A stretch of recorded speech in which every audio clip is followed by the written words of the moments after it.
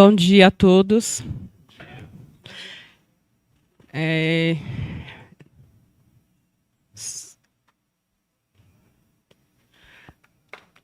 Desculpa. Bom, eu estou aqui pensativa, né, desde o dia que fui convidada para esse congresso. Agradeço imensamente, né, por essa oportunidade, que para mim ela é fundamental, importante e muito necessária. E eu vim sem nada pronto, porque assim, todo mundo acho que já sabe, eu sou mãe do Denis Henrique, uma das vítimas do massacre de Paraisópolis. É muito difícil para mim repetir isso, mas eu preciso que saibam. E eu fico me questionando quando me convidam assim para um espaço como esse, o que eu vim fazer aqui. Mas olhando para cada rosto aqui, eu me dou a resposta, porque eu acredito que todos esses trabalhadores e trabalhadoras aqui também têm seus filhos, seus sobrinhos, seus familiares. Então, algum sentido na vida de alguém, acredito que a minha luta tem que fazer. Não é passando obrigatoriedade a ninguém, mas eu acredito que aqui mais a oportunidade que me é dada é para mim, principalmente, fazer um convite, né? Porque assim, eu estou há quase 5 anos lutando por justiça, uma justiça injusta para mim, porque meu filho não volta.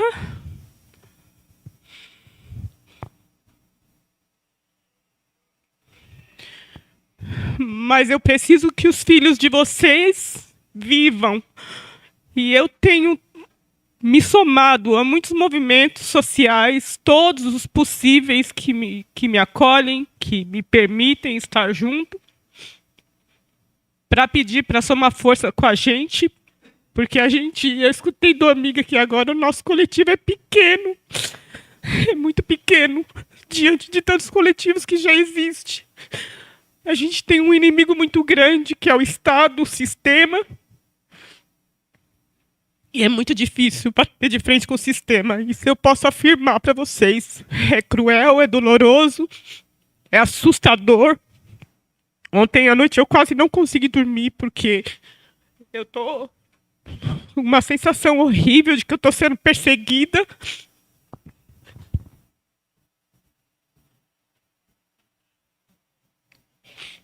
Mas, enfim, eu vou falar um pouquinho sobre o caso de Paraisópolis, do acontecido. Vou tentar um mínimo, né? Resumir o mínimo possível.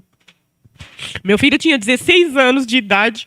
Ele saiu da minha casa na Brasilândia e foi para o baile funk da 17 em Paraisópolis. Meu filho era um trabalhador, gente. Ele tinha trabalhado o sábado inteiro. Ele era um trabalhador informal.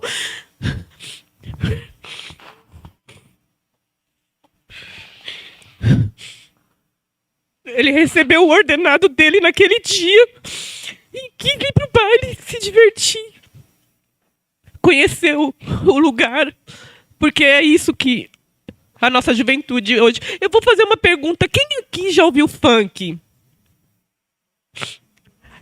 Eu, Cristina, mãe do Denis Henrique, eu não permitia ouvir funk dentro da minha casa, mas o meu filho gostava de funk desde pequeno. Eu sou filha de nordestino, então cresci ouvindo forró. Meu pai é forrozeiro. Meu pai é tocador. A minha família inteira no Ceará, a maioria, é tudo músico, sabe? É uma coisa assim, diferenciada. O meu filho nasceu num mundo, que eu vou falar assim, no tempo que a gente tá, e o que tem para eles hoje é o funk. Vamos criminalizar o funk? Vamos fazer igual a polícia tá fazendo, igual a sociedade tá fazendo? Vamos criminalizar as pessoas porque gostam de funk? Não é justo, não é correto. Meu filho estudava, meu filho trabalhava, e como eu estava dizendo, ele foi para aquele baile. Ele foi porque ele queria se divertir, ele queria curtir aquele momento. Ele errou de não ter me comunicado? Errou, entendeu? Porque ele era uma criança. Para mim, ele era uma criança, tinha 16 anos. Mas quem nunca fez isso? Eu já fiz. Quantas e quantas vezes eu saí escondido da minha mãe, sem falar para onde ia, falava que ia para um lugar e ia para outro. Quantas vezes eu fiz isso? Quem nunca fez? É difícil. E hoje eu falo, diante da situação, aconteceu aquele massacre, aquela covardia brutal que matou os nossos filhos, que foi uma situação que repercutiu mundialmente. E as pessoas ainda acreditam, algumas pessoas ainda acreditam naquela história que a polícia contou, a partir do momento que foi já tirando os corpos dos nossos filhos daquela viela, que eles falaram, chegando no hospital, eles falaram que tinham socorrido as pessoas, que tinha acontecido aquela situação há quase 30 minutos, e que eles tinham sido pisoteados. Só que a gente conseguiu provar que é tudo mentira. Como que a gente conseguiu isso? A gente teve um apoio do CONDEP, que é o Conselho de Direitos Humanos da Pessoa Humana, a Defensoria Pública do Estado de São Paulo, que fez uma parceria com a Unifesp, o CAAF, que é o Centro de Antropologia e Arqueologia Forense da cidade de São Paulo, a Unifesp. E lá foi formada uma equipe que começou a trabalhar, que se debruçou, né, que eu falo, que são a menina dos meus olhos hoje, é aquela mulher que eu admiro e agradeço imensamente pela vida dela e peço para Deus preservar a vida dela por muito tempo, porque ela teve coragem. Ela teve coragem de adotar os nossos filhos, mesmo depois de mortos, para mostrar a verdade que fizeram com os nossos filhos.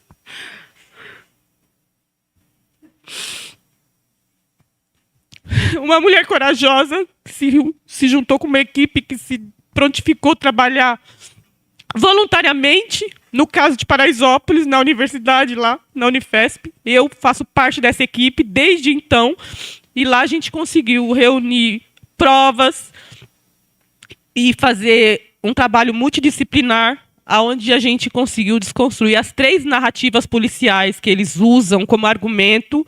Eles usam como argumento para poder justificar o injustificável, que é o assassinato dos nossos filhos. Não foi resistência, que eles falam que houve uma resistência por parte de 2 indivíduos em cima de uma moto, que trocou tiro com a polícia e que adentrou no baile. Não foi pisoteamento. Os laudos do IML comprovaram isso. Não foi pisoteamento. Eram 9 vítimas, somente um teve uma fratura na coluna cervical. Os outros 8, as outras 8 pessoas, né, as vítimas no caso, não tinham um osso quebrado. O laudo do IML conseguiu comprovadamente comprovar que eles morreram asfixiados. A causa da morte dos nossos filhos é asfixia mecânica indireta causada por agente físico-químico. Ou seja, o socorro, que eles falam que socorreram os nossos filhos com vida daquela viela, é mentira, porque, pelo que eu estudei e aprendi dentro da Unifesp, para morrer de asfixia é de 3 a 15 minutos. Seja ela qual for a asfixia, enforcamento, afogamento, qualquer tipo de asfixia é de 3 a 15 minutos. Então, se vocês olharem uns vídeos que está disponível no YouTube, que é do Centro de Antropologia e Arqueologia Forense, que foi esse trabalho que foi feito, que desconstrói as 3 narrativas da polícia, vocês vão ver o que de fato foi que aconteceu, o que a polícia fez com os nossos filhos e que eles não contam. E aí eu aproveito aqui, fazendo esse pequeno desabafo, para convidar todo mundo a conhecer a nossa página, que a gente está começando agora com uma página, que é a página Os 9 que Perderam...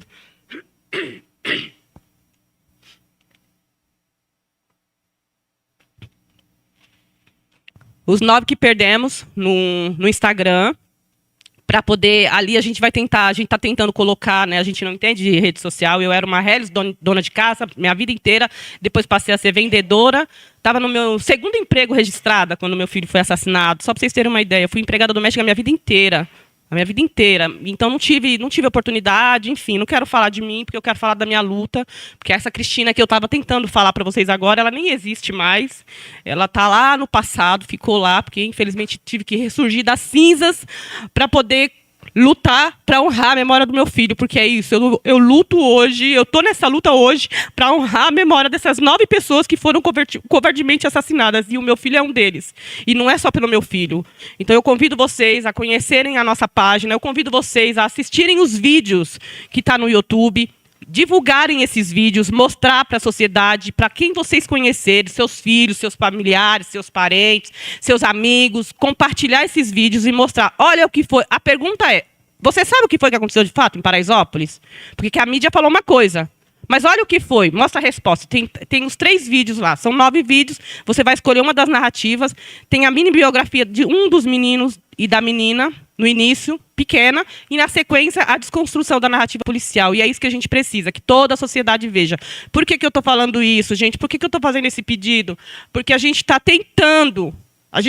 tentando levar os 12 réus, porque somente 12 foram denunciados por homicídio doloso. Eram 31 policiais envolvidos na morte do meu filho.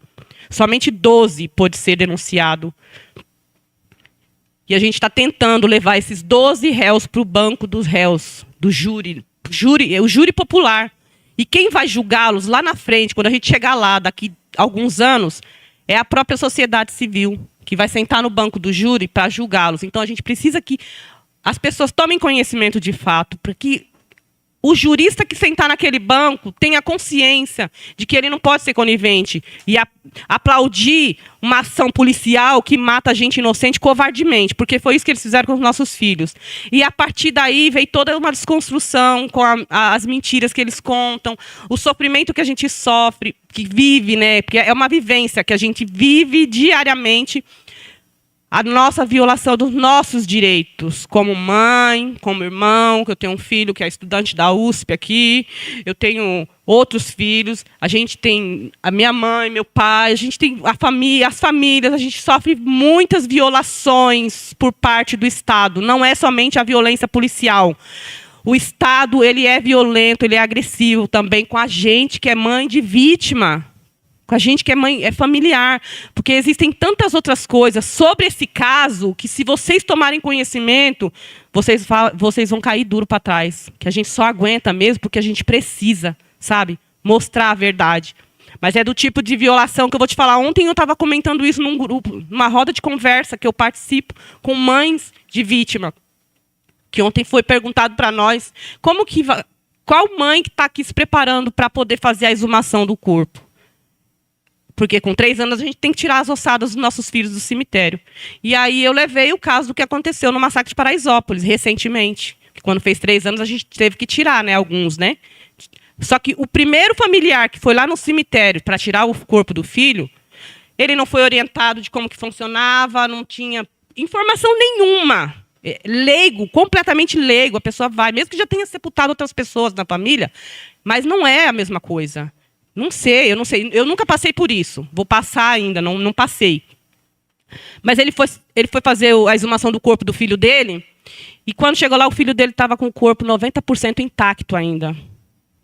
E ali foi um choque a mais, uma violação a mais com a família do Gabriel, que é o seu Reinaldo, e a dona Elizabeth, porque ele teve que ver o filho naquela situação novamente, e ele teve que fazer um novo sepultamento, e aquilo ficou na mente do ser humano. E para poder entender... Por que eu estou falando sobre isso? Porque ontem trouxeram isso no grupo.